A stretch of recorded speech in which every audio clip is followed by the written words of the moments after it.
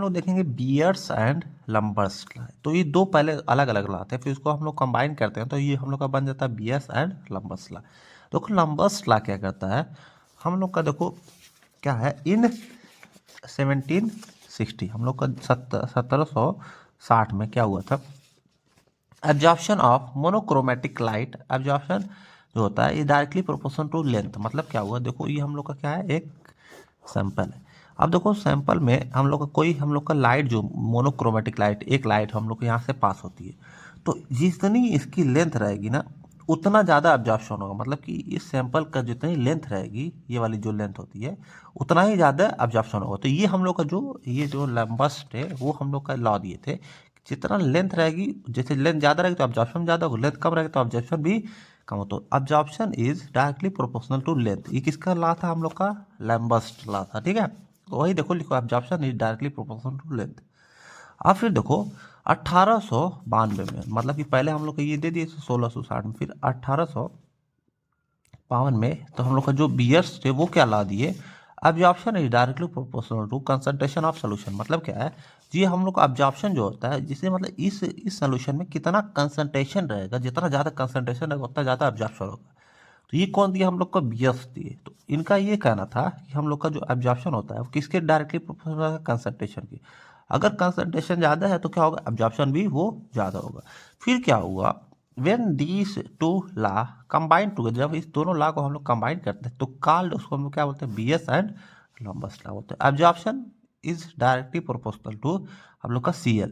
फिर हम लोग जो इसको हटाते हैं इसको, तो कांस्टेंट लगता है एप्सिलॉन। तो A is equal to epsilon LC। तो L हो गया हम लोग का लेंथ ऑफ सैंपल, ये हम लोग का लेंथ हो गया, और C क्या हो गया हम लोग का, ये हम लोग का कंसंट्रेशन हो गया। तो ये हम लोग का A is equal to epsilon, हम लोग का क्या हो गया, हम लोग का C मतलब कंसंट्रेशन इनटू हम लोग का ये लेंथ ऑफ सैंपल। तो ये होगा हम लोग का बियर्स एंड लंबर्ट लॉ। इस वाले लॉ में देखो ए जो होता है उसका हम लोग एब्जॉर्प्शन बोलते हैं। ठीक है, और हम लोग का एप्सिलॉन जो होता है ये मोलर एब्जॉर्प्शन कोफिशिएंट होता है। C is equal to concentration of solution, मतलब ये वो कितना कंसंट्रेशन उसकी है।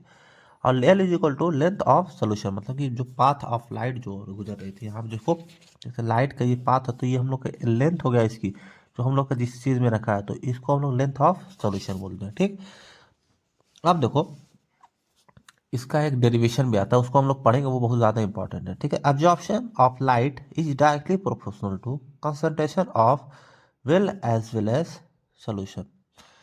अब देखो एब्जॉर्प्शन जो लाइट होती है कंसंट्रेशन पे हम लोग का डिपेंड करती है, डायरेक्टली प्रोपोर्शनल होती है, और किसका, हम लोग का लेंथ ऑफ सॉल्यूशन। मतलब क्या है, दो चीज़ पे हम लोग का जो एब्जॉर्प्शन होता है डिपेंड करता है, वही चीज़ इसमें लिखी है।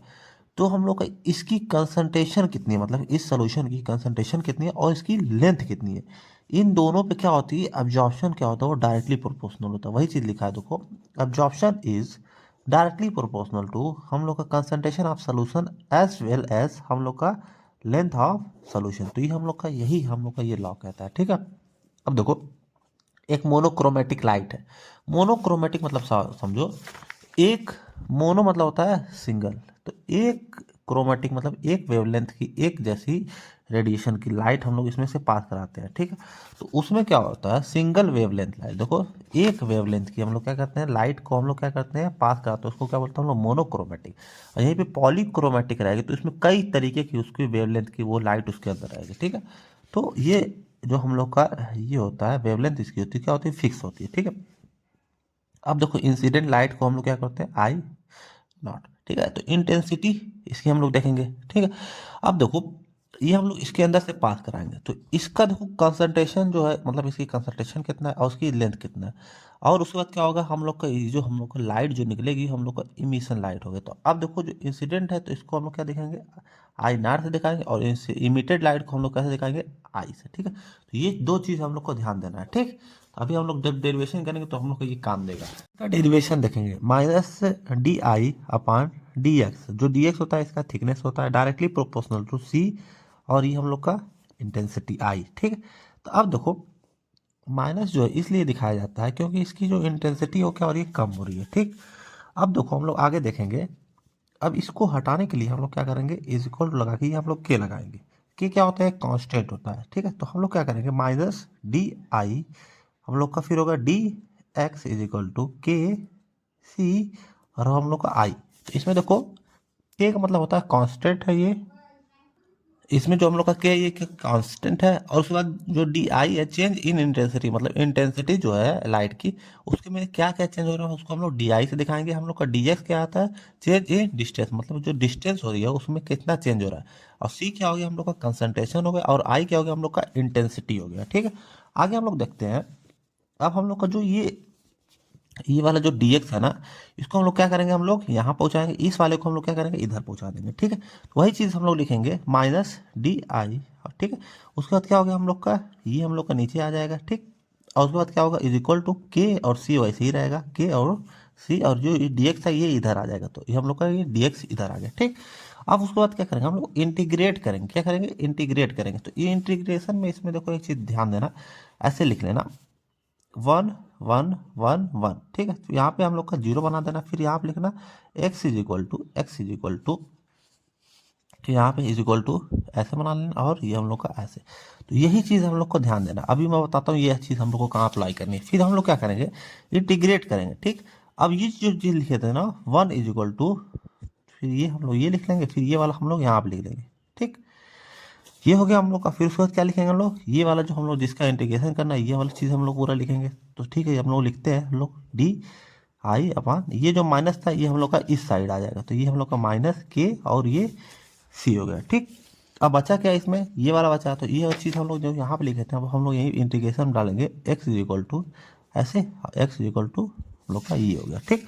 ये हो गया, फिर उसके बाद हमारे का dx हो गया हम लोग का, ठीक। तो ये हम लोग का ये चीज़ है, हम लोग ये अगर लिख लेंगे ना तो हम लोग को ये याद नहीं पड़ेगा कि यहाँ पे क्या लिखना है, यहाँ पे क्या लिखना है। ये ऐसे लिख के इंटीग्रेशन वाली चीज़, उसके बाद हम लोग क्या करेंगे, ये वाला हम लोग उसको ऐसे उतार लेंगे, ठीक।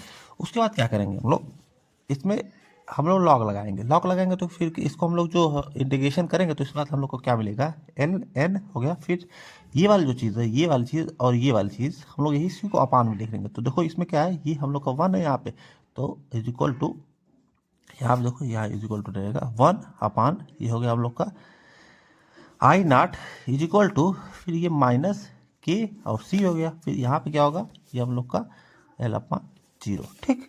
ये चीज़ हो गया।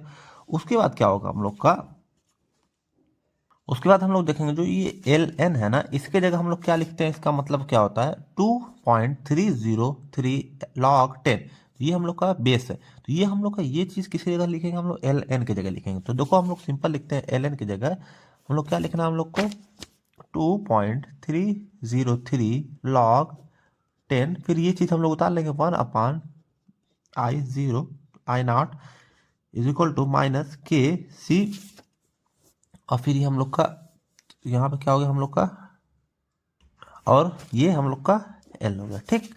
तो अब हम लोग देखेंगे क्या है, जो ये वाला है ना, ये माइनस यहाँ पे हट गया है, तो ये जो ये वाली चीज़ है ना, ये हम लोग का कहाँ है, यहाँ पे आएगी, इसके नीचे आ जाएगी, और सारी चीज़ सेम रहेगी। तो ये हम लोग का क्या होगा, log 10 1 upon I naught is equal to, फिर के अपान, ये हो गया हम लोग का 2.303, फिर हम लोग का ये सी और ये एल।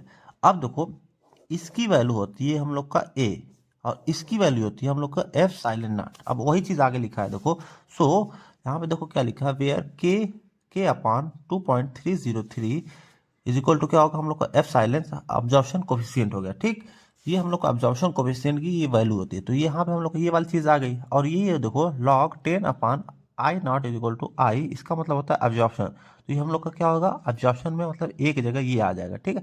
तो ये वाला चीज़ हम लोग पहले उतार लेंगे, फिर ये इसकी जगह हम लोग एफ साइलेंट लिख देंगे, फिर इसके जगह अगले वाले स्टेप में हम लोग का क्या हो जाएगा, यहाँ देखो लिखा है वही, where log 10 I naught upon I is equal to absorption होता है, ठीक। तो आगे हम लोग देखेंगे वही चीज़ आएगा, हम लोग का जो फार्मूला था मेन, यही फार्मूला हम लोग का उतर के आ जाएगा। देखो यहाँ पे वही चीज़ आया है, so absorption is equal to epsilon naught C L. तो यही हम लोग का बी एस एंड लंबा स्ला था जो हम लोग पहले देखे थे। तो ये हम लोग डेरिवेशन की मदद से हम लोग इसको सॉल्व कर देंगे। अब देखो हम लोग का डेविएशन क्या होता है, डेविएशन मतलब क्या होता है, एरर होता है जो नॉर्मल प्रोसीजर, उसमें क्या क्या गलती हो सकती है उसको देख लेते हैं। ये 3 टाइप के होते हैं, 3 टाइप ऑफ डेविएशन। वो डेरिवेशन था, ये डेविएशन मतलब कि क्या क्या एरर हो सकता है, क्या क्या गलती हो सकती है, ठीक है।